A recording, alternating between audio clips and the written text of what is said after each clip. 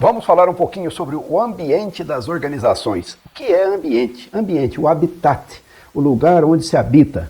É o lugar onde um ser vivo habita, né? De onde ele tira as coisas necessárias para manter a vida, para proteger-se contra a intempérie, contra as dificuldades. É o lugar onde a vida habita. Isso é o ambiente.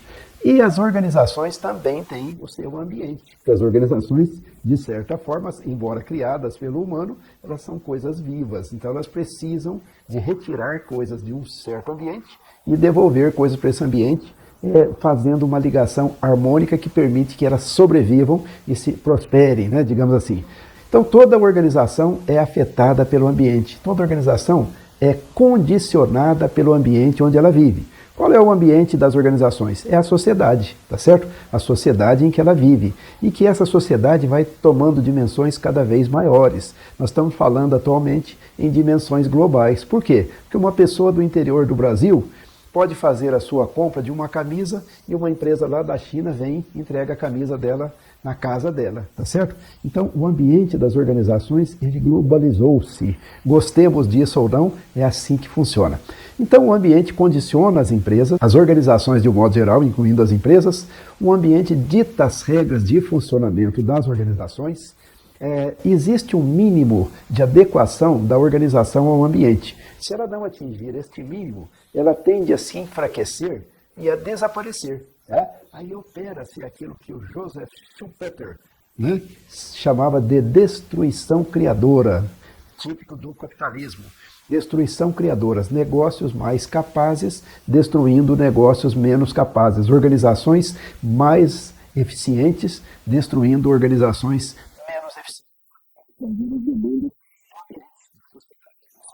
Então, há necessidade de um patamar de eficiência mínima para a sobrevivência do ambiente. Agora, quais são as forças do ambiente? Nós voltaremos a elas posteriormente, mas já vamos aqui apresentar um quadro geral das forças ambientais. Toda organização está circundada por um ambiente.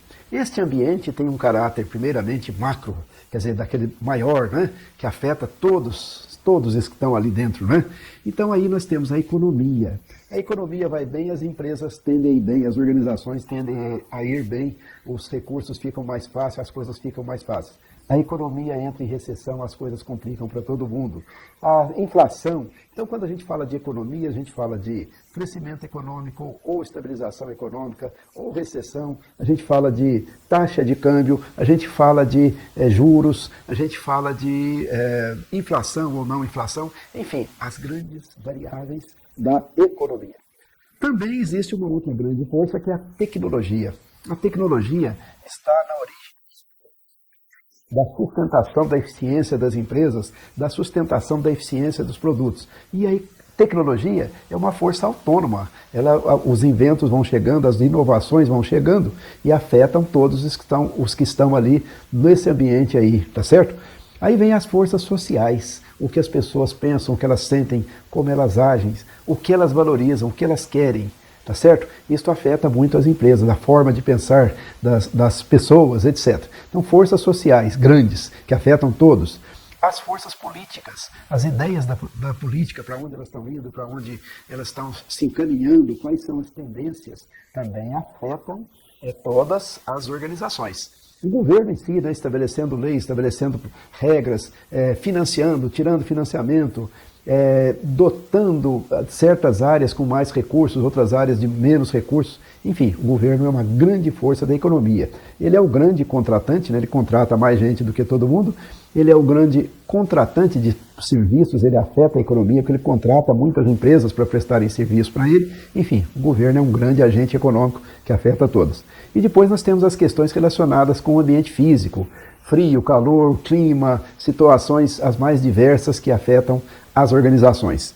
Aí quando a gente chega mais próximo de uma organização, esta organização que você está vendo aí em azul, né? Digamos que seja a sua organização, a organização em que você trabalha, tá certo?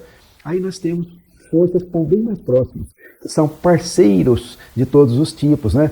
Aquelas organizações que fazem dobradinha com a organização em que você está e que poderão ajudá-la, poderão, enfim, alavancar as coisas para ela. Os concorrentes, né? As organizações concorrentes. os agentes de mercado de todos os tipos, financiadores, os bancos, enfim, as empresas de outros ramos que têm relação com a sua organização aqui de alguma maneira. Nós temos as organizações da mídia que trabalham muito naquela coisa que se chama mind share, ajudam ou atrapalham significativamente as organizações, construindo narrativas que poderão ser adequadas ou poderão não ser adequadas para a organização que nós estamos nos referindo. E por fim tem aquelas outros tipos de organizações da sociedade civil sem fins lucrativos, organizações reguladoras, né, que regulam as atividades de um determinado segmento e assim por diante. E aí na linha de produção, né, na linha de produção de valores, nós temos fornecedores da organização, temos os distribuidores da organização e temos os clientes da organização. Então, numa grande pintura, este é o ambiente das organizações. Voltaremos a ele mais à frente, tá certo? Vamos para o nosso próximo vídeo, então.